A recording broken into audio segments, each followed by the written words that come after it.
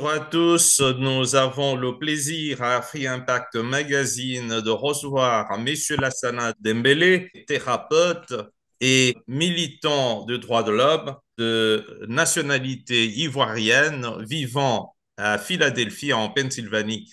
Bonjour Monsieur Lassana. Bonjour, Monsieur Kalala. C'est un plaisir, hein. Comme toujours, c'est pas la première fois qu'on vous reçoit ici à Free Impact Magazine. Vous en devenez un habitué, comme on dit. Voilà, il y a ces trois présidents. Bassirou Diomaye Faye, le président sénégalais. Il y a Ibrahim Traoré, le président burkinabé. Et Félix Antoine Tshisekedi Tshilombo de la RDC. On ne va pas dire qu'ils sont saints. Est-ce que d'entrée de jeu, vous pouvez nous dire pourquoi pensez-vous que ces trois présidents sont estimés par l'Afrique? Merci, Monsieur Kalala, de m'avoir avec vous ici cet après-midi pour discuter et échanger. C'est tout un plaisir pour moi de venir sur le plateau et puis d'échanger vraiment dans la transparence et avec l'esprit ouvert des problèmes africains parce que, bon, en tant qu'Africain, je me sens concerné à 100% par les problèmes africains. Voilà. Le thème d'aujourd'hui concerne trois présidents africains. Notre objectif, c'est de dire pourquoi l'Afrique estime ces trois présidents. J'ai parlé de Bassirou Diomaye Faye, Ibrahim Traoré et Félix Tshisekedi. Et qu'est-ce qui les démarque sur le plan culturel, économique, politique et social Mhm. et pourquoi leurs erreurs sont pardonnées et jusqu'où pourra aller cette lune de miel. Je voudrais d'entrée de jeu dire que moi, je préfère faire une entorse à la procédure Mhm. pour commencer avec le point numéro 2. Qu'est-ce qui les démarque sur le plan culturel, économique, politique et social? Et je vais Mhm. essayer quand même d'englober tout ça là Ouais. dans une démarche un peu politique parce que je me dis que le politique ici a ascendance presque sur tout parce que c'est lui qui détermine un peu la direction, les objectifs, etc., etc. Et la première des choses que je voudrais dire, c'est que ces trois présidents-là viennent avec une vision nouvelle, hein, une vision nouvelle de l'Afrique. Ils présentent de nouveaux paradigmes pour l'Afrique. Et en plus de ça, ils prennent des risques énormes en s'engageant dans ce paradigme shift, en s'engageant véritablement dans ces nouvelles visions. Et ce qui fait encore plus qu'ils sont pratiquement peut-être adulés par les jeunesses de leurs pays respectifs et par les jeunesses africaines et peut-être même à travers le monde, c'est que en Afrique aujourd'hui, il faut remarquer, hein, 70% de la population est jeune et ces populations-là n'ont pas connu l'ère des Mobutu, ils n'ont pas connu l'ère des Houphouët-Boigny, ils n'ont pas connu l'ère des Sékou Touré. C'est une génération tout à fait nouvelle que moi, personnellement, je prends de plaisir à appeler les générations Facebook. Euh, oui, c'est des générations avec des mentalités tout à fait nouvelles, qui ne Ouais. se sentent pas vraiment concernées par la France-Afrique du passé, qui regardent droit devant eux. Ils Mhm. regardent un peu les progrès qui se font au Maroc. Ils regardent un peu les progrès qui se font dans les pays des dragons asiatiques, etc., etc. Et cetera. Et puis, ils se posent la question de savoir, mais pourquoi ces pays-là avancent et que nous qui sommes censés avoir peut-être 70, 60 à 70% des réserves naturelles de tout et nous ne pouvons pas décoller. Et voilà que des gens viennent comme des messies pour dire que véritablement, nous voulons rompre avec ce passé de l'Afrique des problèmes, de l'Afrique des maladies, de l'Afrique des incompétents. Nous voulons bâtir une Afrique nouvelle avec nos propres paradigmes, nos propres visions. Voilà un peu, moi, je pense que la suite de la conversation va nous situer, mais je pense un peu que Mhm. voilà un peu des éléments qui font véritablement que ces gens-là sont vraiment adulés parce qu'ils sont vus comme ceux qui vont véritablement apporter le changement. il y a une chose, on a remarqué que tous ne sont pas venus au pouvoir de la même manière. Il y a Bassirou Diomaye Faye qui est venu au pouvoir, bien sûr, par une élection, mais qui n'était pas pressenti pour être président. Il a pris la place qui revenait, au fait, à son premier ministre actuel. C'est celui-là qu'on voyait, c'était lui le chef de file. C'est quelqu'un, on peut dire, qui n'était pas dans la pensée des Sénégalais jusqu'à ce que les choses changent en dernière minute. Ibrahim Traoré, par exemple, il est arrivé au pouvoir par un coup d'État, ce qui n'est pas une voie légale. Félix Tshisekedi est arrivé au pouvoir par une élection, bien que boudé à un certain moment, le peuple lui a renouvelé sa confiance, malgré ce qui se disait, malgré le bruit de l'opposition et tout ça. Mais ils ne sont pas venus au pouvoir de la même manière. Mais pourquoi est-ce que la population, jeune soit-elle, estime toujours? Parce que la population, cette population jeune a été déçue pendant près de 70 ans, Mhm. avec des promesses non tenues, avec des changements, des gens qui ont été élus, mais qui n'ont pas tenu de promesses électorales. Et c'est là un des grands problèmes en Afrique. Et ça pose fondamentalement le problème des élections. Est-ce que élection est synonyme de démocratie? Est-ce que élection est synonyme de développement? Est-ce que élection est synonyme des droits de l'homme, etc., etc. Il y a beaucoup de questions qu'on se pose. Et aujourd'hui, la jeunesse africaine ne croit plus à la démocratie dite électorale. Et comme je l'ai dit tout à l'heure, c'est une jeunesse qui a une autre vision que les hommes politiques traditionnels que nous avons connus, qui sont issus de l'ère coloniale. C'est des gens, une jeunesse qui pense qu'aujourd'hui, l'Afrique a les ressources, l'Afrique a les hommes, même si on n'a pas les capacités financières à la mesure de nos projets, de nos développements, mais qu'on peut s'appuyer sur le minimum qu'on a pour se développer. Donc, la manière de venir au pouvoir ici importe peu. C'est ce qu'on présente comme agenda politique, et comme vous l'avez dit, ce qu'on présente comme agenda économique, ce qu'on présente comme agenda en termes d'éducation. Aujourd'hui, c'est encore trop tôt d'évaluer le succès. On voit beaucoup de choses hein, sur le plan médiatique. On parle beaucoup de, par exemple, d'une réforme agricole, aussi Mhm. bien au Mali qu'au Burkina, au Sénégal. On voit, par exemple, une réforme des codes miniers qui ont été passés dans des conditions lugubres, dans des conditions occultes, et qui ne profitent véritablement pas au pays. Et on a vu par exemple en Guinée, on a vu par exemple au Zaïre, on a vu par exemple au Mali, au Burkina. On parle aujourd'hui de renouvellement des codes miniers, même si ça patine par rapport à la nature des contrats passés, etc., etc. On voit qu'il y a une volonté véritablement de faire en sorte que l'Afrique puisse profiter de ses richesses, que les Africains puissent être d'abord les premiers bénéficiaires de leurs richesses. Et je crois que c'est ce qui vraiment a capté la jeunesse qui se dit véritablement qu'il faut supporter ces gens-là parce que véritablement, ils sont d'abord pour l'Afrique et ils sont d'abord pour nous. Ils veulent que les richesses que nous produisons nous reviennent de prime abord au lieu de servir les compagnies étrangères et les bourgeoisies locales vraiment qui profitent de ces richesses-là et qui abandonnent le peuple. Et vous avez dit que ce n'est pas la manière dont ils sont arrivés au pouvoir qui intéresse les Africains, ou plutôt la jeunesse africaine. Vous pensez qu'il est temps de revoir cette démocratie à nous, de réajuster cela avec notre façon de faire en Afrique? Vous voyez, M. Kalala, bon, ça fait pratiquement peut-être 23 ans que je vis aux États-Unis. Mhm. Et ma profession m'a amené à étudier un peu l'histoire politique des États-Unis.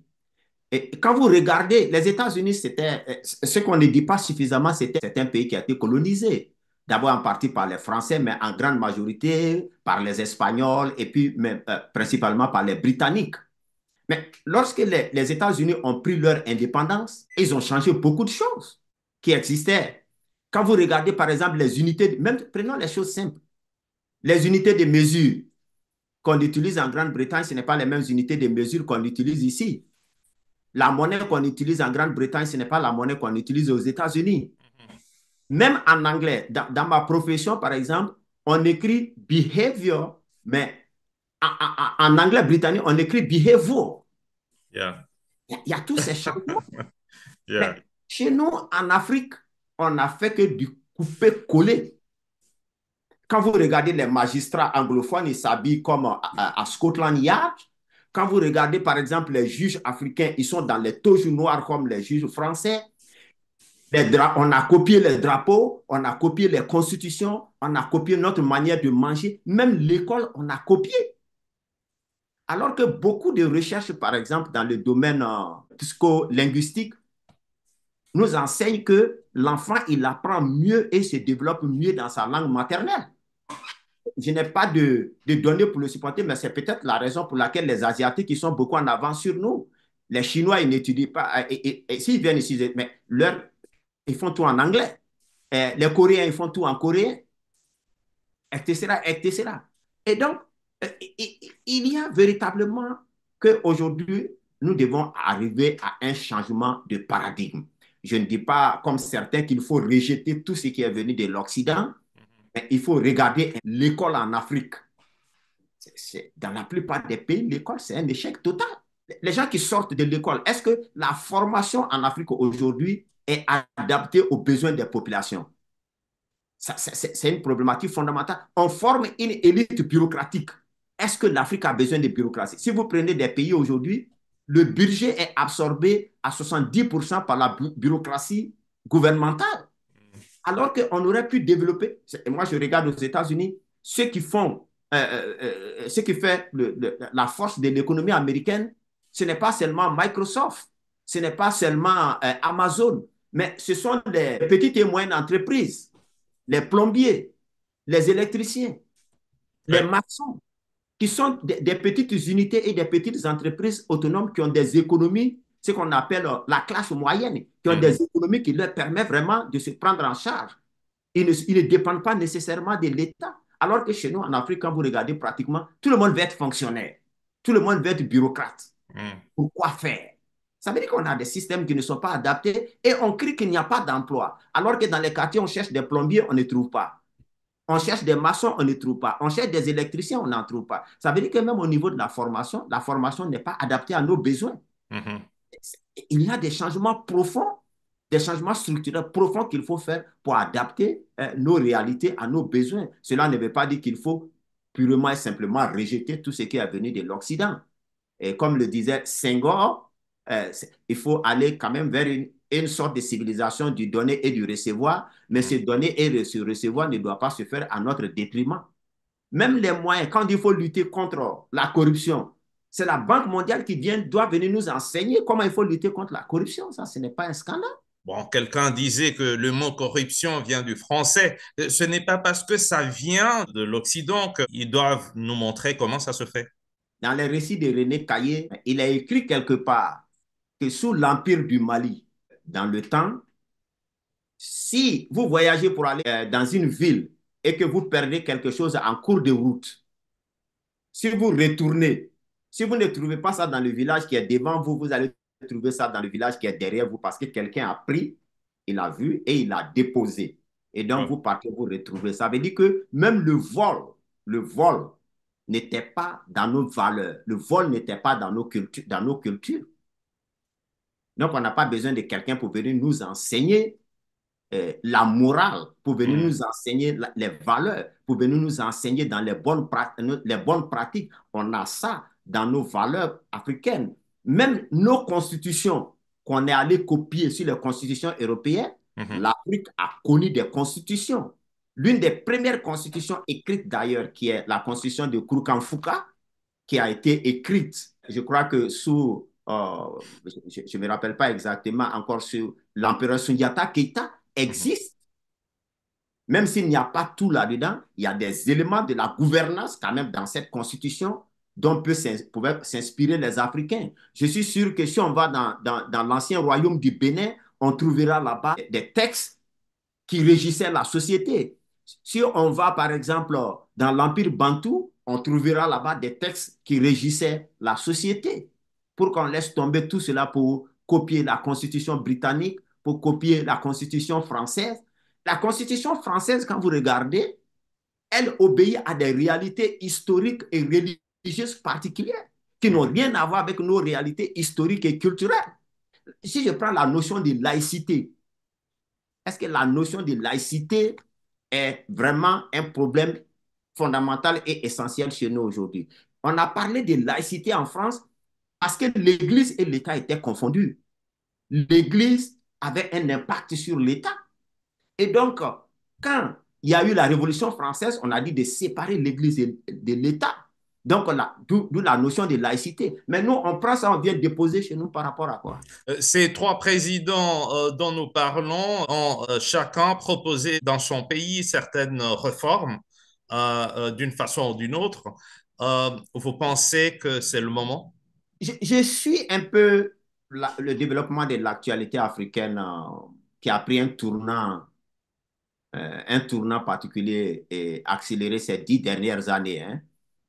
Je sais que le président Tshisekedi a fait des réformes, notamment une des réformes dont je me souviens, ce sont les réformes sur le code minier qui a fait couler beaucoup d'encre et de salive, que moi je trouve être, si c'est appliqué, une bonne chose. En Guinée, il y a une réforme du code minier. Au Mali, on parle d'une réforme du code minier. Au Niger, au Burkina, au Sénégal, on parle d'une réforme de l'industrie du gaz, du pétrole, etc., etc. C'est bien beau, mais il y a une notion qui vient très souvent. On veut faire, par exemple, si je prends l'AES, on parle de l'AES des peuples. Si on veut faire une nouvelle politique, il faut que ce soit une politique qui soit basée fondamentalement sur l'inclusion. Ce qui veut dire que les peuples, les populations doivent faire partie, leurs aspirations profondes doivent être ce qui va guider la politique dans chacun de ces pays et non pas encore des dirigeants qui vont venir s'asseoir, une élite qui va venir s'asseoir et puis décider, mettre en place des projets, des plans pour ces populations. Si on n'arrive pas à intégrer véritablement et à prendre au sérieux la volonté et les besoins des populations, si on va encore prendre des schémas de la Banque mondiale, du Fonds monétaire, des institutions de Bretton Woods, etc., encore pour venir encadrer nos économies, je pense certainement qu'ils vont retomber dans les mêmes erreurs que leurs prédécesseurs. Parce qu'un des problèmes essentiels des échecs des politiques en Afrique, c'est que les populations, leurs volontés, leurs besoins n'ont pas été véritablement inclus dans les schémas de développement. Par exemple, dans beaucoup de pays, je prends un exemple, on a des conseils régionaux qui sont censés euh, amener le développement dans ces régions. Mais qui prend les décisions? Qui détermine les besoins? Est-ce que c'est la bureaucratie encore qui décide de ça? Ou alors les populations sont impliquées dans ces prises de décision? Je voulais dire que ces chefs d'État-là, que ce soit Ibrahim Traoré, que ce soit Diomaye Faye, que ce soit Tshisekedi, si ils ne s'immersent pas dans la population pour prendre en compte les besoins réels de leur population, ils vont encore droit dans le mur comme leurs prédécesseurs. On a l'impression que Diomaye Faye marche un peu sur les traces de Léopold Sédar Senghor, Tshisekedi sur les traces de Lumumba et Ibrahim Traoré sur les traces de Thomas Sankara. On dit ça par rapport à leur réaction, par rapport à ce qu'ils sont en train de faire. Et est-ce que ce n'est pas une lune de miel qui va prendre fin à un certain moment, comme on l'a vu avec certains prédécesseurs?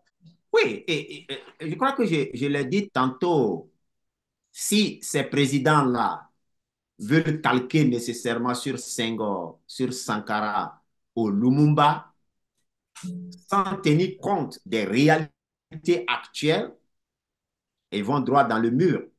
Lumumba a proposé beaucoup de bonnes choses, mais il n'était pas un messie. Senghor n'était pas un messie. Sankara n'était pas un messie non plus.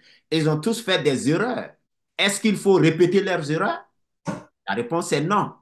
Si on peut regarder dans ce qu'ils ont fait, ce qui est bon, qui peut s'appliquer aux réalités d'aujourd'hui, qui peut s'appliquer aux besoins d'aujourd'hui, tant mieux. Au Sénégal, par exemple, ce qu'on veut faire, euh, c'est développer l'agriculture. Au Mali, par exemple, ce qu'on veut faire, c'est développer l'agriculture. Ce qu'on veut faire, c'est faire en sorte que les richesses soient équitablement partagées. La répartition équitable des richesses nationales a toujours été une grande problématique, pas seulement en Afrique, mais partout dans le monde. Et ça a été à la base de beaucoup de soulèvements, de beaucoup de mouvements, de beaucoup de rébellions. Et donc, c'est à eux de regarder. Moi, je n'ai pas vraiment de ligne de conduite à leur donner. Chaque pays a ses spécificités. Même quand vous prenez le groupe AES, chaque pays a ses spécificités. C'est à eux de regarder. Et je le dis toujours, tout dirigeant qui sera réellement à l'écoute de ces populations a beaucoup de chances de commettre très peu d'erreurs.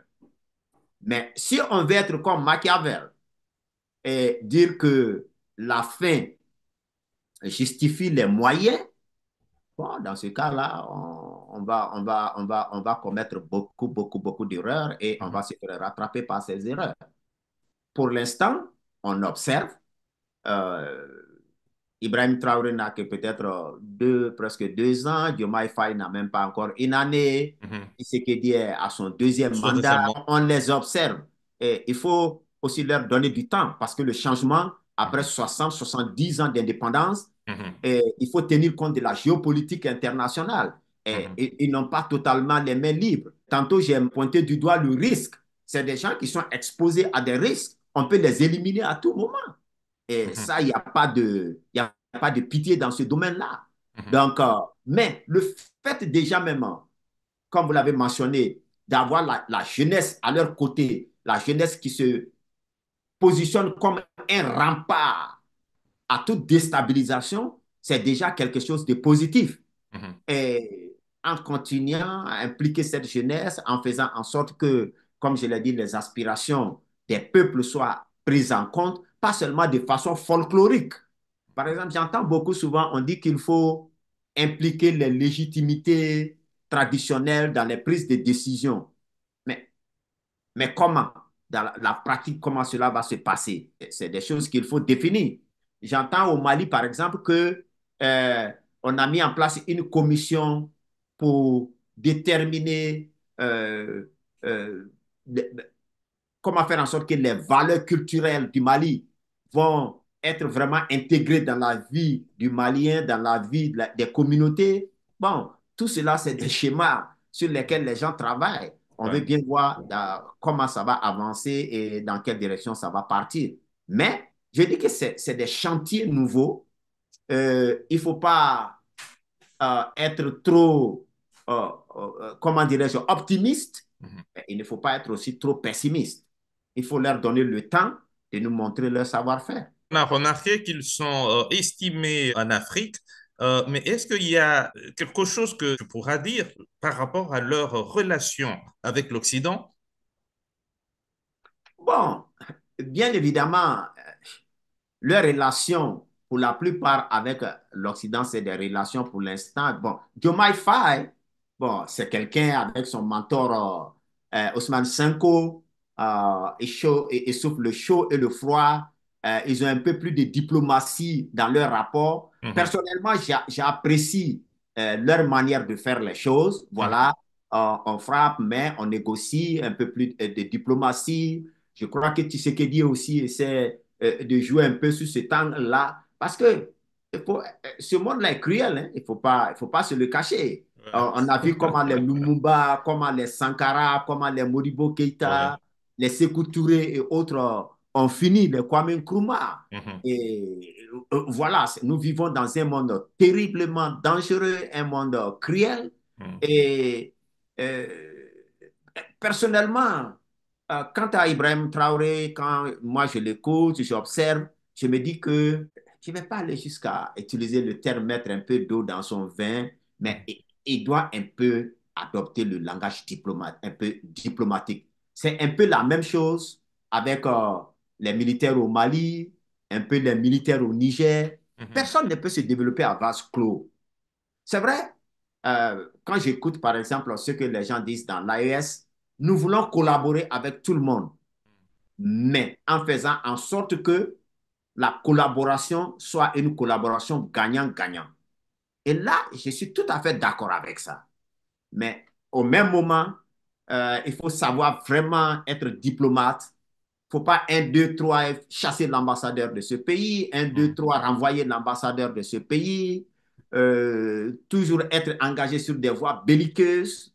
Bon, moi, je ne pense pas que véritablement, il faut laisser la place à la diplomatie. Et un mot de la fin? Un mot de la fin, c'est toujours remercier Africa Impact, une organisation vraiment qui travaille pour faire connaître l'Afrique, une organisation qui travaille pour la promotion de l'Afrique. Vraiment, beaucoup de succès. Je souhaite vraiment que Afrique Impact touche beaucoup plus la diaspora africaine, les intellectuels africains, nous ramener sur une table pour qu'on puisse discuter, qu'on puisse échanger, parce que véritablement, nous avons notre mot à dire aussi dans le développement du vieux continent. Encore merci à M. Kalala, merci à Africa Impact. Merci beaucoup, Monsieur Lassana Dembélé. Merci encore une fois de plus de votre disponibilité.